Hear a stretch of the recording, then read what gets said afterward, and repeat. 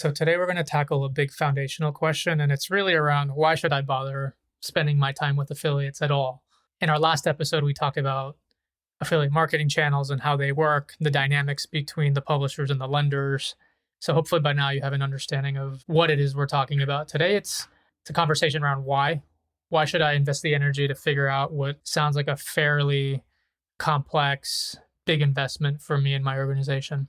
We're just going to go straight to the money here to kick off the conversation. Fortunately, we have 6 big publishers in the consumer lending affiliate space that publish their revenues publicly. I'm going to post links to all these public filings in the show notes. You can go read them in detail.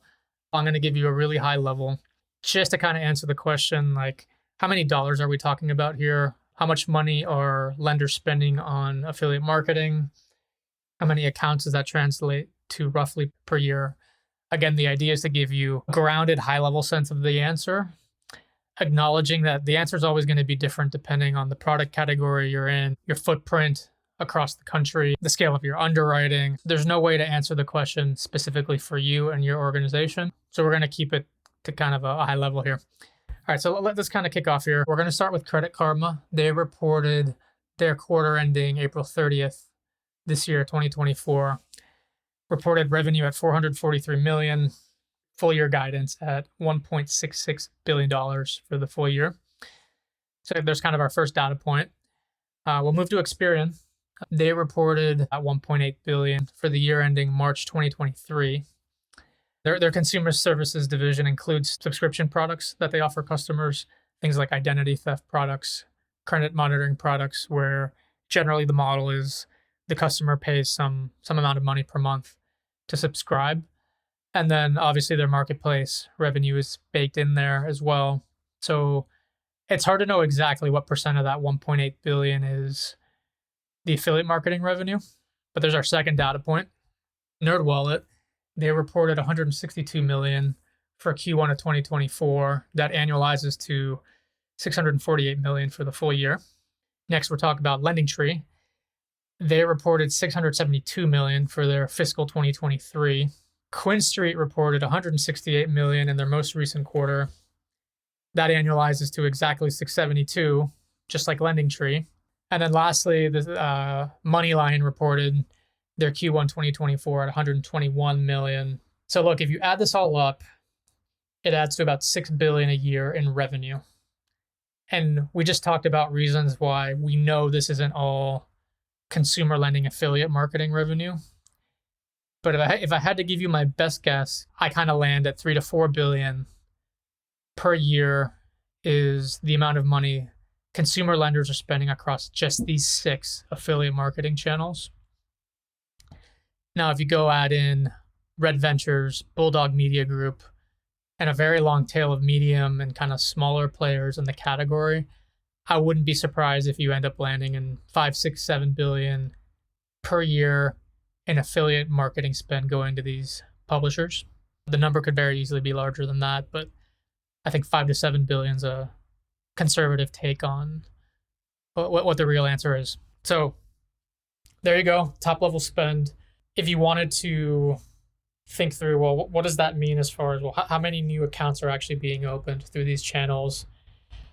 Take what you think might be an average blended CPA across all of this. So we know the CPAs are very different across super prime, prime, subprime, but any reasonable blend I come up with nets me out at tens of millions of new accounts being opened per year through these affiliate marketing channels. So long way of saying of this is big, grounded in public data. You should probably be paying attention to it. The other thing I'll note, and I mentioned this in the last episode, is I run an agency called New Market Growth. We help lenders with their affiliate marketing programs. And I think we tend to attract lenders who are disproportionately heavy in their marketing spend when it comes to affiliate. So being good versus being exceptional on the channel just makes a really big difference to them specifically. So I think we see a sampling of lenders who overweight on affiliate, but I regularly see numbers in like the 20 to 50% range of what percent of their total book is coming from affiliate. So that's just to kind of give you an idea of like, okay, what does this all mean as far as what percentage of my acquisition might be coming from channels like this. I think that's a pretty reasonable range. All right, so let's step back up to the big question here we're exploring, which is why should I promote my lending products in affiliate channels? We just talked through the size of the space. We talked through some numbers. Hopefully you're convinced now it's a big category worth paying attention to. In the second half of this episode, I want to give you some softer reasons, and these are kind of targeted and designed for a head of partnerships or a head of marketing, someone in kind of the customer acquisition function that's selling affiliate to the broader organization and getting the organization excited. Hopefully the top line numbers speak for themselves, but there's a host of reasons that I think go beyond just the pure size of the opportunity that are just worth talking through here in some detail. So I broke this up into 4 categories.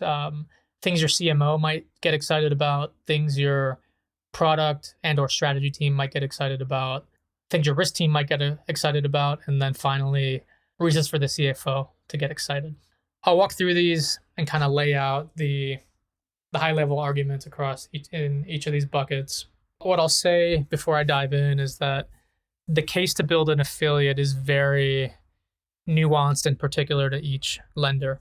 So depending on the category you're in, depending on the scale of your business, what your offer is, what your competitive advantage is, your digital assets, et cetera, this business case per se can be personalized and tweaked so that it really lands within your organization. If that's something you'd like some help thinking through, I'd be happy to talk to you and get more context about what it is you're doing, your performance in other channels, and really help you nail that business case internally so that you can get going and start signing deals and driving traffic through affiliate channels.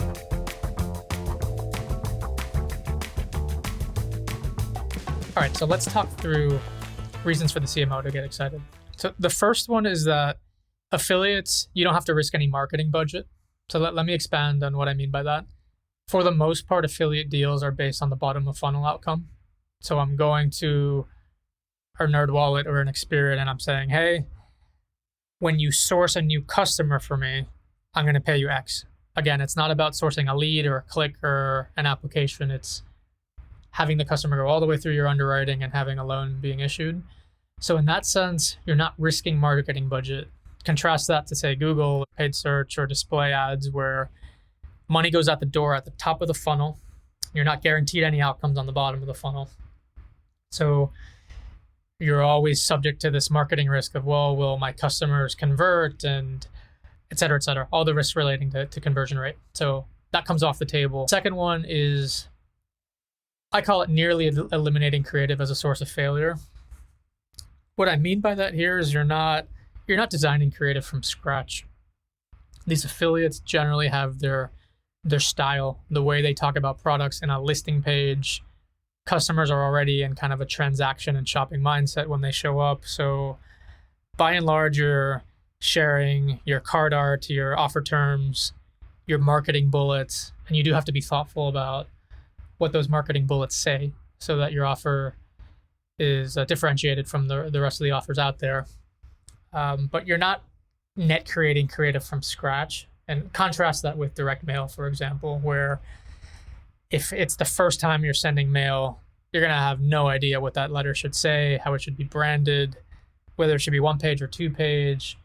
And you might go through 4, 5, 6, 7 iterations before you land on a creative that's going to perform at a CAC that's acceptable to you.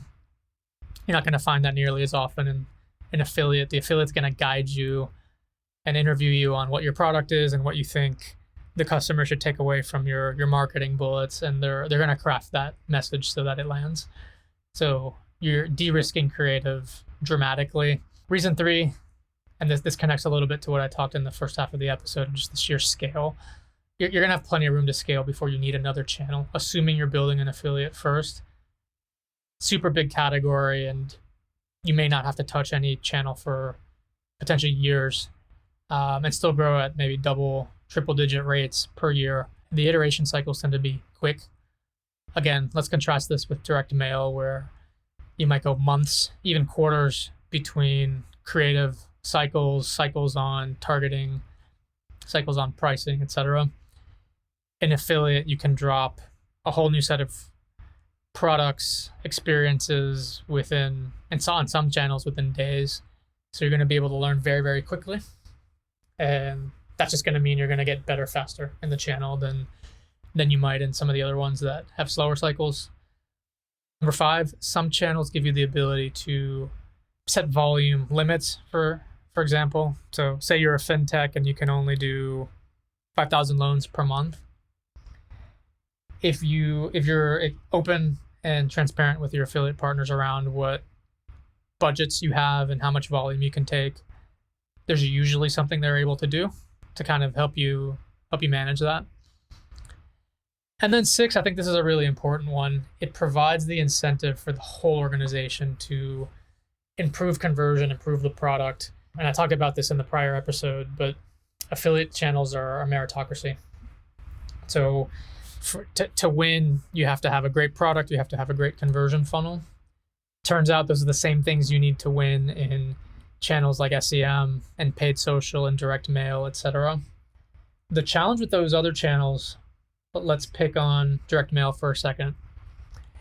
You can get away with not having the best funnel and the best conversion rate and still have a functional direct mail program. And the reason is it's not as cutthroat competitive, right? The consumer isn't staring at all the other options when they pick up your letter, which is a reason to invest in direct mail, by the way.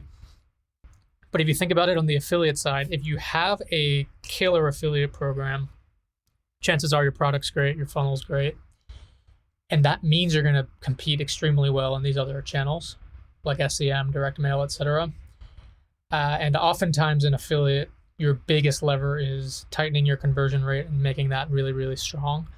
So it becomes a forcing function for the organization to get their act together on conversion. I've seen that kind of pay dividends and benefits in other channels. So that's CMO bucket.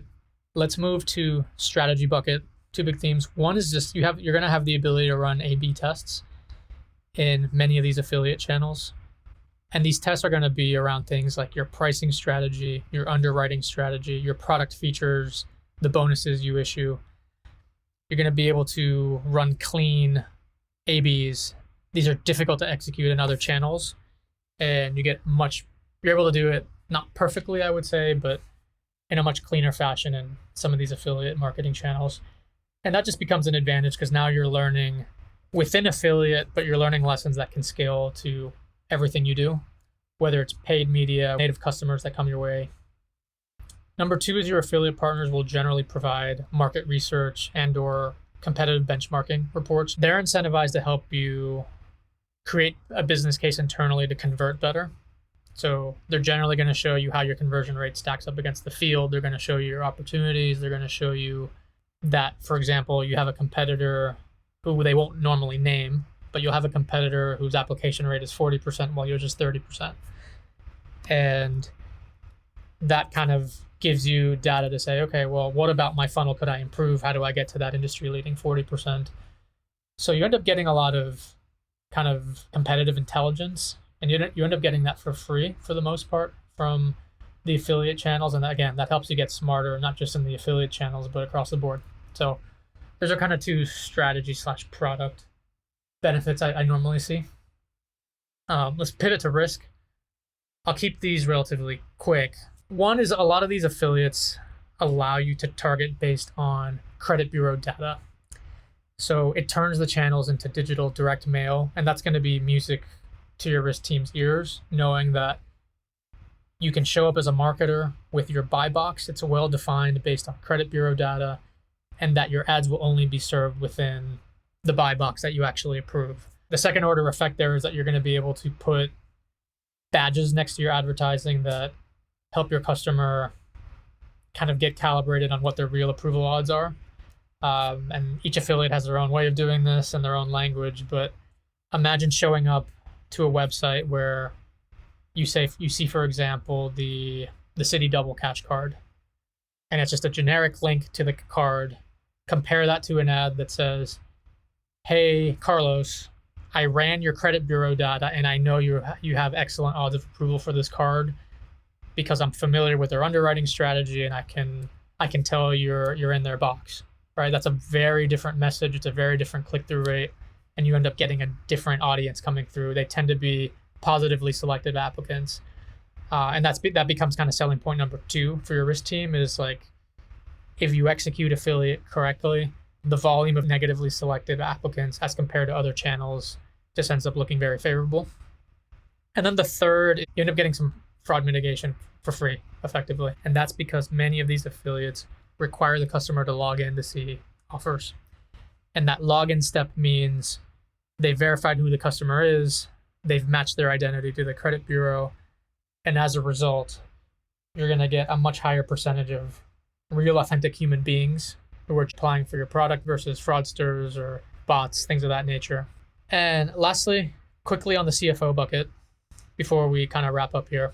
Number 1, you're not going to need an army of employees to pull off affiliate marketing. I've seen teams do this with just 1 or 2 employees.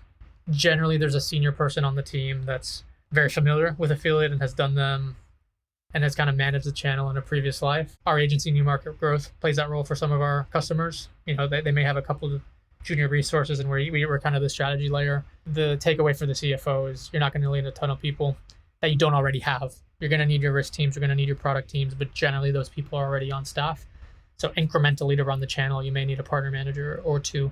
I talked earlier about the certainty around CACs, and kind of the CFO point here is as your percentage of affiliate grows, you'll actually create an anchor for your overall program on cost of acquisition.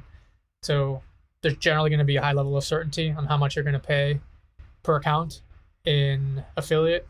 It may move up or down 10, 20%, but it's not going to move up or down 40, 50, 60% like you might see in other performance marketing channels. That helps with forecasting, revenue and cost management, etc. And lastly, it's a growing category. So just being in an affiliate, the trend we've seen over the last several years is that these affiliate channels are generally growing year over year. And by having exposure to that growing channel, your top line customer acquisitions will grow as well. Before we wrap up this section, I want to mention another benefit of having an affiliate marketing program, and that's effectively the experiences you can create with your affiliate partners that you'd have a really hard time creating on your own.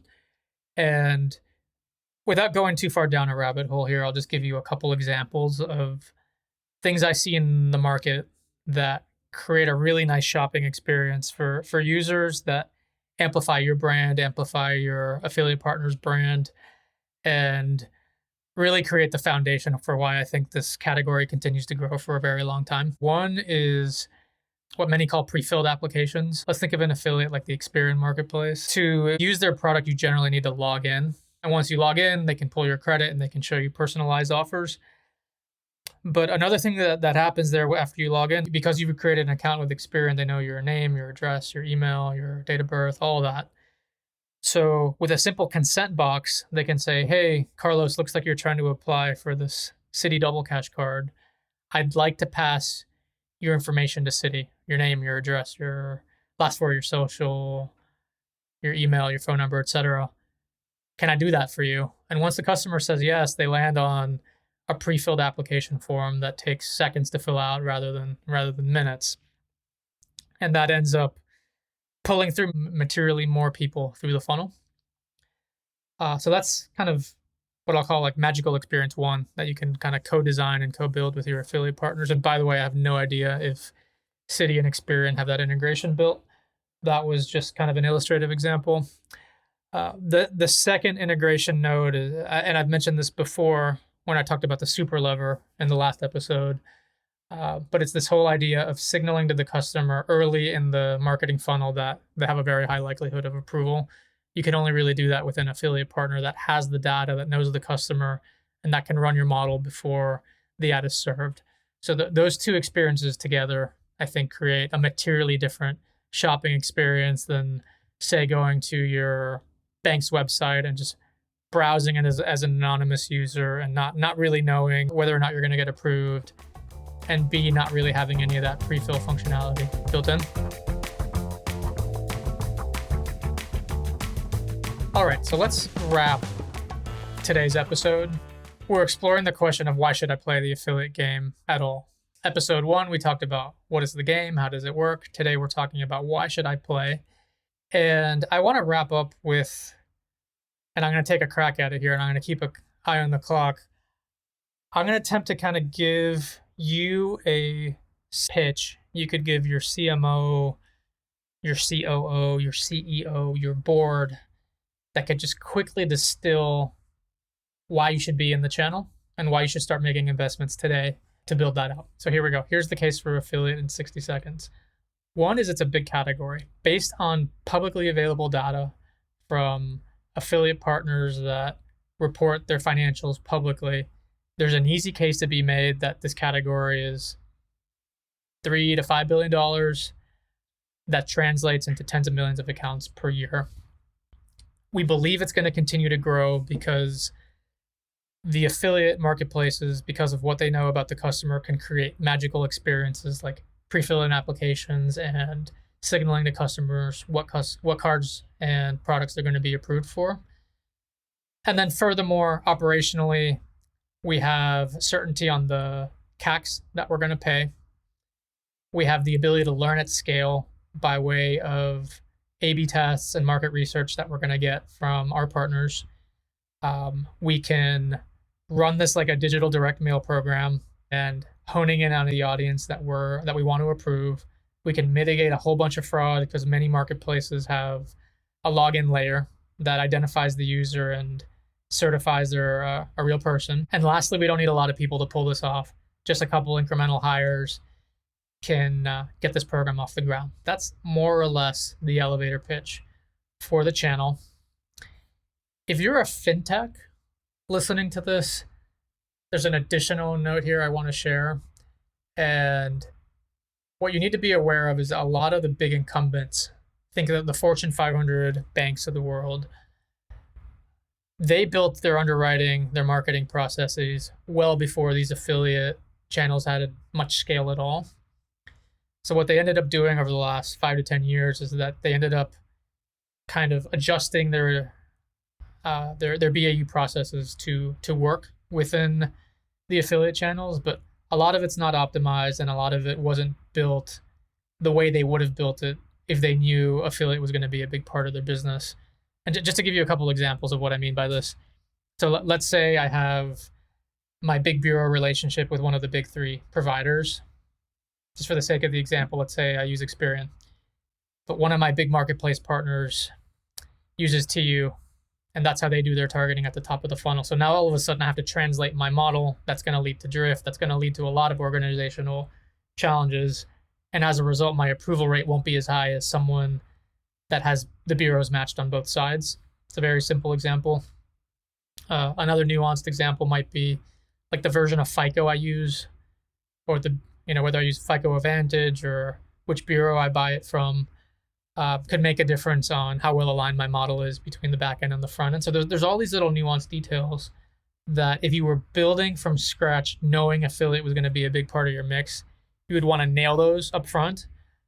But if you've been running for your business for a long time and now the opportunity presents itself to make a small tweak, what's going to feel like a small tweak to your affiliate channel, it's going to be a much harder case to go change out your back-end bureau or change the version of FICO you use to improve your funnel efficiency with an affiliate partner. But as a fintech, you can design from the ground up and get all these little details right. And this is something where my business partner, Robert, and I actually spend a good deal of time with some of our clients, kind of just designing from scratch so that when you enter the affiliate channel, your back-end processes are designed in the right way. That's a wrap for today.